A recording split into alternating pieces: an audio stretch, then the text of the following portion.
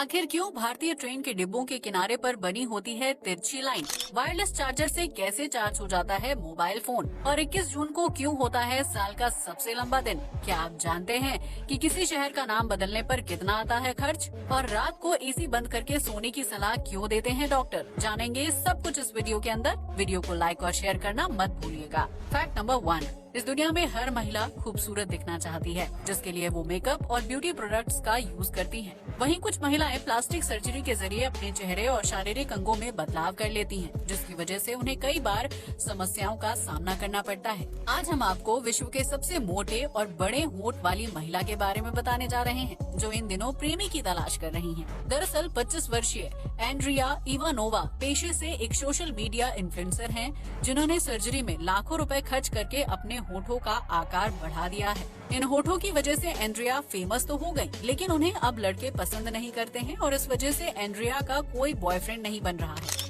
Andrea का कहना है कि उनके बड़े होठों की वजह से उनके बॉयफ्रेंड को शर्मिंदगी महसूस होती थी, जिसकी वजह से उसने उनके साथ ब्रेकअप कर लिया। एंड्रिया एक बार फिर से बॉयफ्रेंड की तलाश कर रही हैं, जो उनके साथ चलने में शर्मिंदगी महसूस न करे और उनके साथ एक अच्छे पार्टनर की तरह वक्त बिताए। फैक्ट नंबर 2, एक लिपस्टिक की कीमत सिर्फ उस महिला को पता होती है जो अपने होठों की रंगत को संवारने और खुद को खूबसूरत दिखाने के लिए यूज करती है। लिपस्टिक को महिलाओं के मेकअप का अहम हिस्सा माना जाता है, जिसके अलग अलग ब्रांड्स और कलर बाजार में हैं। लेकिन क्या आप जानते हैं कि एक महिला अपने पूरे जीवन काल में कितनी लिपस्टिक खा जाती है? जी हाँ, आपने बिल्कुल सही सुना, महिलाएं लिपस्टिक खा जाती हैं। एक रिसर्च से पता चलता है कि महिलाएं एक साल में 18 से 30 लिपस्टिक खरीदती हैं, लेकिन उनका पूरी तरह से इस्तेमाल नहीं करती हैं। हालांकि कुछ महिलाएं एक ही शेड की लिपस्टिक को लगातार लगाती हैं, जिसकी वजह से वो पूरे साल में करीब 0.12 किलोग्राम लिपस्टिक खा जाती हैं।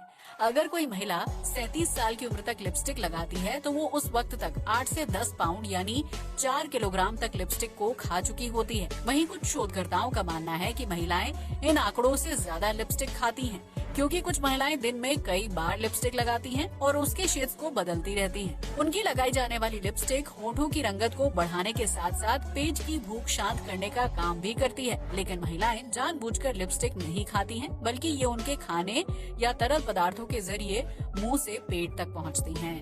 फैक्ट नंबर 3, इन दिनों वायरलेस चार्जर का ट्रेंड काफी ज्यादा पॉपुलर हो रहा है, जिसकी वजह से कार से लेकर घर तक हर जगह बिना तार के फोन या इलेक्ट्रॉनिक डिवाइस को चार्ज करने की सुविधा होती है। लेकिन क्या आपने कभी सोचा है कि आखिर बिना किसी तार के मोबाइल फोन को कैसे चार्ज किया जाता है? जिसके लिए एक खास तरह की प्लेट का इस्तेमाल किया जाता है। आमतौर पर जब किसी चार्जर की मदद से मोबाइल फोन को चार्ज किया जाता है, तो उसमें कई तरह की केबल को लगाया जाता है, जिससे बिजली बैटरी तक ट्रांसफर होती है और उसे चार्ज करती है। लेकिन वायरलेस चार्जिंग के लिए एक खास तरह की प्लेट का इस्तेमाल किया जाता है, जिसे इलेक्ट्रोमैग्नेटिक इंडक्शन कहा जाता है। ये डिवाइस हवा में इलेक्ट्रिक एनर्जी को रिलीज करता है, जिसकी वजह से प्लेट के चारों तरफ एक तरह का मैग्नेटिक फील्ड तैयार हो जाता है। इस मैग्नेटिक फील्ड के संपर्क में आने से बैटरी में लगी कॉपर कॉइल को एनर्जी मिलती है, जो उसे चार्ज करने का काम करती है। इस वजह से वायरलेस चार्जिंग में किसी तार या केबल की जरूरत नहीं होती है, जिसकी वजह से ये तकनीक काफी ज्यादा विकसित हो रही है।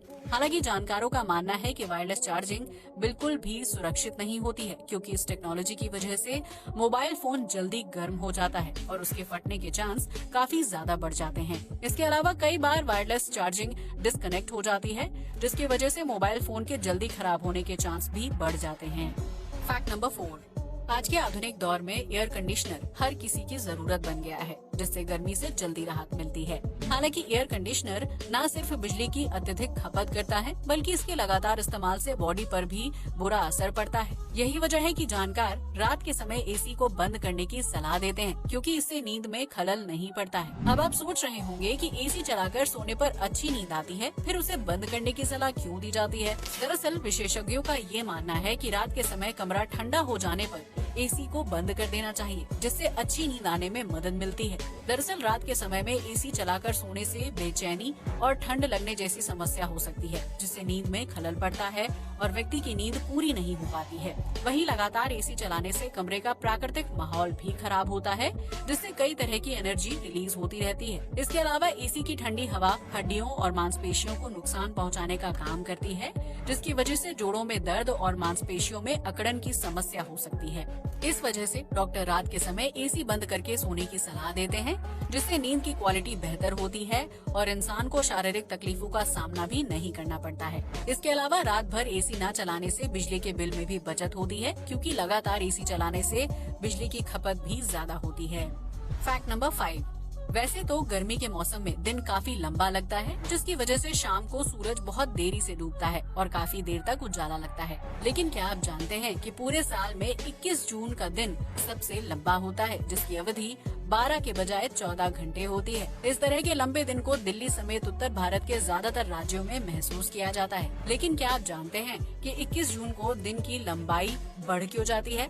दरअसल इस दिन सूरज की सीधी रोशनी कर्क रेखा पर पड़ती है, जिसकी वजह से पृथ्वी को सूर्य के प्रकाश का 30% हिस्सा ज्यादा मिलता है। इस वजह से 21 जून के दिन धरती पर सबसे लंबा दिन होता है, क्योंकि सूर्य की रोशनी ज्यादा और लंबे समय तक मिलने की वजह से धरती पर सूर्यास्त देर से होता है। रूस, उत्तरी अमेरिका, यूरोप, एशिया और आधे अफ्रीका में 21 जून को दिन की अवधि 14 घंटे लंबी होती है, जिसकी वजह से इस दिन को बेहद खास माना जाता है और उसे लेकर विभिन्न धार्मिक मान्यताएं भी मशहूर हैं।